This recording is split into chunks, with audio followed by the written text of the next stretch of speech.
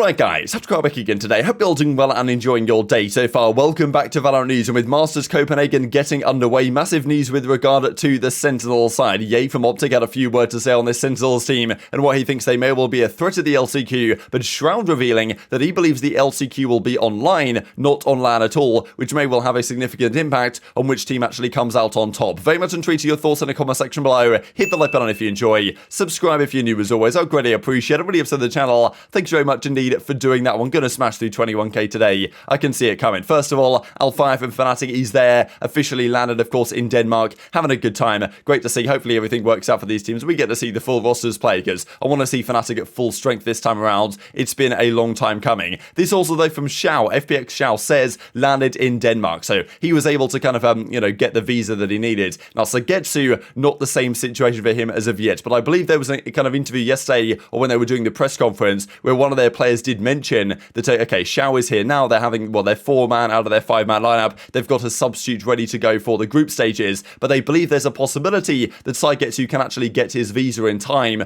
for the playoffs, right? So, he's going to keep working on it because the playoffs begin in, I'm guessing, a week or so's time or something. There's going to be a few days here of the regular group play, and then the playoffs are going to start next week sometime. So there is still a world in which, if FPX can get out of their group, which is not an easy group by any means, especially with the substitutes, but I wouldn't put it past them completely to somehow qualify here. And if they can do, and they get Sagetsu back for the actual playoffs, if that was to be the case, would be, of course, quite the storyline. But, obviously an uphill battle for them, but still, they're at least going to attend this tournament, unlike last time where that certainly wasn't the case and Liquid had to fill in for them. Now, wanted to mention the Game Changer stuff as well, because last night it concluded the Game Changers in the North American side. Champions were crowned again. At Cloud9 White, they did it again. After losing just the other day to Shopify Rebellion, they come into a best of 9 in the grand finals right here, and after going 3-9 down on Fracture, end up taking this game 13-11. Honestly, the resilience of the Cloud9 White team was honestly pretty spectacular because the final 3 games they won were incredibly close. And that's now the 6th Game Changers crown for Mel and the Cloud9 White girls, making the lower bracket run to win the entire tournament. So impressive comeback from them, and obviously champion mentality. So we'll see how this goes, because I'm sure with this victory they'll have enough circuit points to go to kind of the international Game Changers event, which I'm pretty sure is going to go on maybe the month after Champions. So definitely an exciting prospect. Yeah, this was the bracket if you guys are unfamiliar with it. They made a crazy losers bracket run here, taking down Sanrios, Dignitas, TSMX, and then taking down Shopify Rebellion as well to win another Game Changers championship, as they've done many times in a row at this point. But Shopify Rebellion, honestly, to their credit, looked very good. I mean, look how close this series was, right? The 3-1 for Cloud9, but game 1 on Icebox was 13-7 for Shopify Rebellion, Ascent 13-11, Fracture 13-11, Breeze 14-12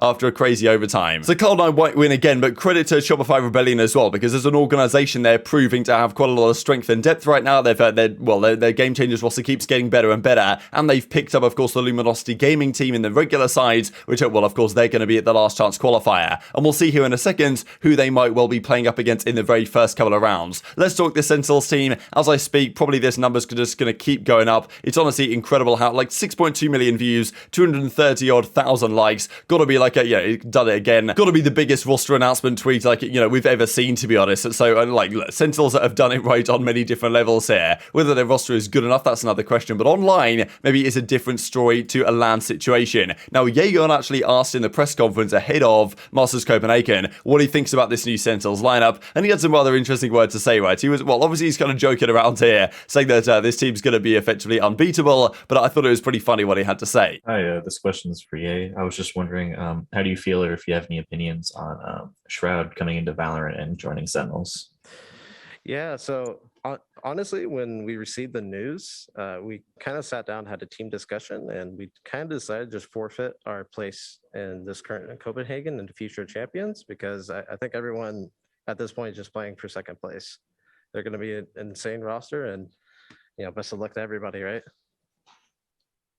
So do you guys agree with Ye that, they're going to be a serious force going into this last chance qualifier, right? I think, honestly, the kind of Shroud pickup, I think pretty much everyone believes it's, there's clout behind this, there's other reasons behind this for franchising and stuff than actually being the most competitive team. And, I have a hard time believing this team's going to have that much success. I mean, look, Shroud has a lot of LAN experience, though. Honestly, I think if this last chance qualifier was on LAN, it might be a different story, right? Keeping the team calm in those situations. Sentinels drove a lot of experience under pressure, whereas teams like, for example, the Guard guards or some of these younger guys when they've only played online, like, you know, that could have been an advantage for Sentinels if it was going to be in a LAN environment. Now, last year, the LCQ was on LAN initially, and then it went online. So this is the issue, really, with what kind of a Shroud says. He believes, I'll share this clip for you guys here in a second, that, you know, it's actually going to be online once again this season. The fact that they're going to boot camp for quite a while, this Sentinel squad, then I guess go back home and play the kind of entire tournament online. Like, to me, from Riot's perspective, this is pretty much unacceptable. A tournament of this magnitude, the last chance qualifier, it's got to be a LAN tournament, right? This is the biggest tournament practically of the season in the North American side, and it's going to be done online. In my opinion, that's just really poor. You guys might disagree, but so yeah, this is what Shroud has to say. Yeah, it is. My dog, bro. Wait, you know what that is? Sorry, got cooked. Yeah, you're gonna have to play him on land, bro. You better get ready. On land. You have to play that guy on land, bro. LCQ, brother. LCQ is not on land. Is it not? No. It was supposed to be last year. Is it not this year? I don't believe so. Damn, that's actually unlucky. It is. It is That's unlucky. unfortunate. Yeah.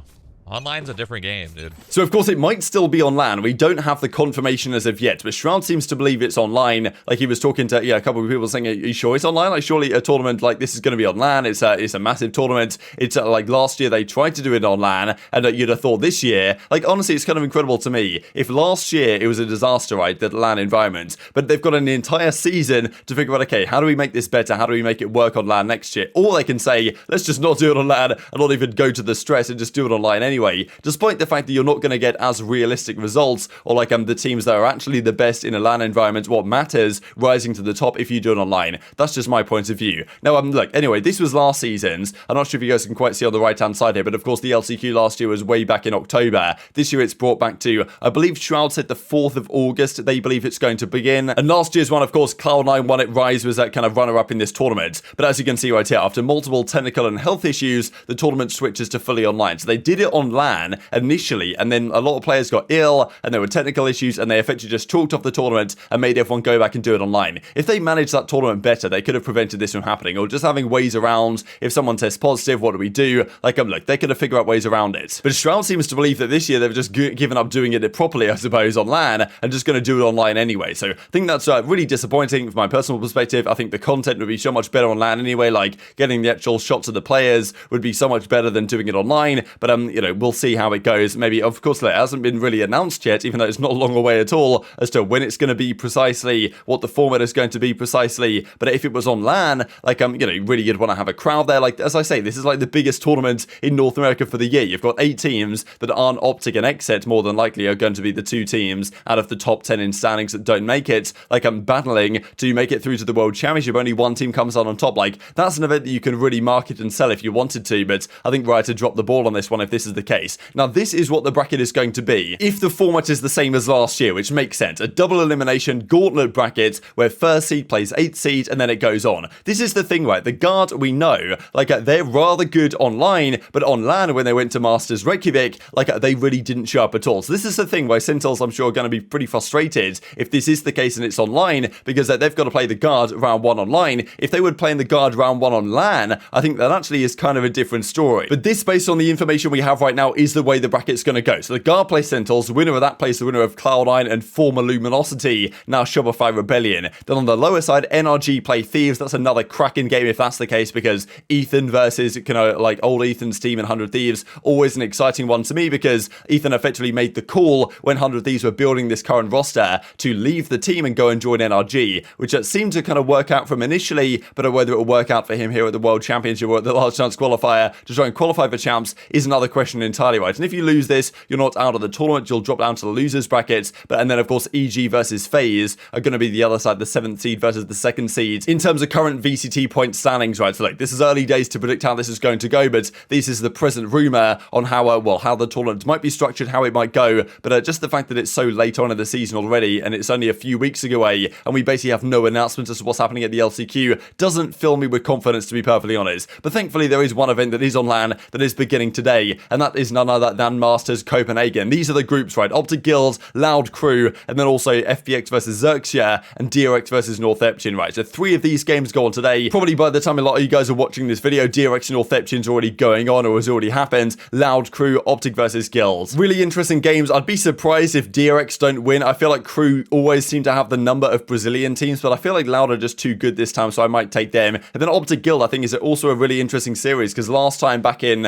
of course, OpTic won the entire thing at Masters Reykjavik, but they lost their very first round matchup, I believe, to Xerxia last time, and then made the run through elimination decider, and then qualified. And I kind of would be surprised if that happens again, but I wouldn't put it past them, but I'll take OpTic anyway. Speaking of OpTic, I thought these were interesting stats here from Willminder. The average age of all the teams at Masters 2. I believe there's a couple of names or a couple of players you couldn't really find that the kind of average age of. But interesting to me that if we bring this up on the big screen here, that it's OpTic who are actually the oldest team by quite some margin, right? An average age of 24.8 compared to the next size of 23.2 for FPX. Like, I'm all relatively similar, you know, 22 average age of these players. It makes a fair bit of sense, honestly. But yeah, OpTic, of course, older, maybe more experienced. But there's a lot of really young players in this tourney, right? There's a few even 17-year-olds as well. There's 3 30-plus-year-olds, Angel, FPX, and Dephh actually playing in this tourney as well. So yeah, except pretty cracked out young guys. If despite Dephh being up there, he's kind of bringing down the average here. But of course, they're kind of skewing the average in favor of the higher numbers here on the right-hand side. But that is going to do it for today. Enjoyed the beginning of Masters Copenhagen. Very much intrigued to your thoughts on all this stuff in the comment section below. Hope you guys enjoyed the video. If you did enjoy it, hit on the like button and tell us on YouTube, God, this is a video. Others like you should see it as well. And I've grown the competitive Valorant community. Thank you much as always. Take care of yourselves,